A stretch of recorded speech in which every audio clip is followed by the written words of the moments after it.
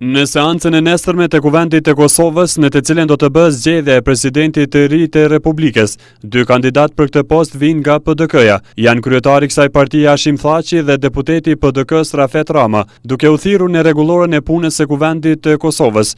Njohësi i kësaj rregulloreje Albert Krasniqi thotë se para se të mbahet seanca për zgjedhjen e presidentit, së pari duhet të formohet një komision për verifikimin e kandidatëve nëse kandidatura e tyre është apo nuk është në përputhje me Kushtetutën.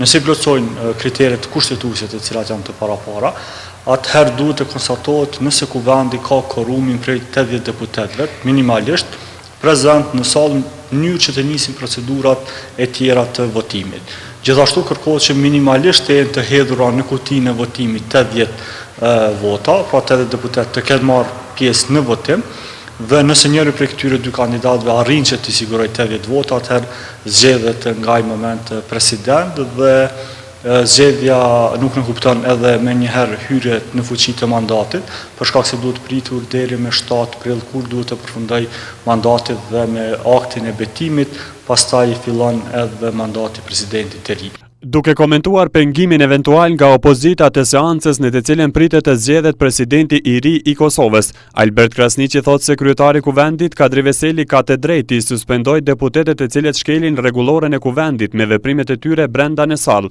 Mosprania eventuale e opozitës në seancë, sipas Krasniqit, nuk paraqet problem në zgjedhjen e presidentit të ri të Kosovës. Mungesa e deputetëve nuk e bën kundër kushtetues për shkak se mjafton korumi prej 80 deputetëve për të zgjedhur. Mirë, po kjo do të dëmtoj jashtëzakonisht legitimitetin e presidentit edhe do të paraqes vështirësi në ushtrimin e mandatit 5 vjeçar të cilën duhet ta bartë një president. Kuvendi ka të drejtë që seanca të mbajë edhe në salla tjera përveç asaj e cila është në Kuvendin e Kosovës, pra mundet të mbajë një seancë edhe jashtë të ndërtesës së Kuvendit nëse konsiderohet e nevojshme. Avokati Tom Gashi ndërkaq thotë se duhet të jenë të gjithë deputetët e Kuvendit në sallë kur të zgjedhet presidenti i ri i Kosovës. Kanë obligim spaku moral që të jenë të gjithë deputet prezent në sallë, në sallën e Kuvendit të Kosovës, pastaj përveç atyre që kanë marrë leje nga kryesuesi i Kuvendit. Në bazë të Kushtetutës së Kosovës për zgjedhjen e presidentit të ri të vendit thuhet se nga 120 deputet sa ka Kuvendi i Kosovës. Për të zgjedhur president, kandidatit i duhet të i marrë 80 vota. Votimi duhet të jetë i fshehtë. Nëse në raundin e parë dhe të dytë kandidatit për president nuk arrin të i marrin 80 vota, atëherë organizohet votimi i tretë në të cilin kandidati për president duhet të i marrë 61 vota të deputetëve.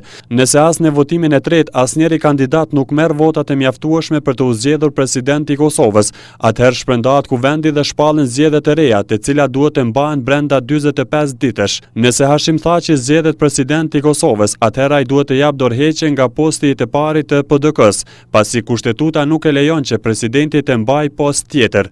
Presidenti i ri i Kosovës fillon mandatin pasi të ketë dhënë betimin para Kuvendit të Kosovës. Teksti i betimit rregullohet me ligj.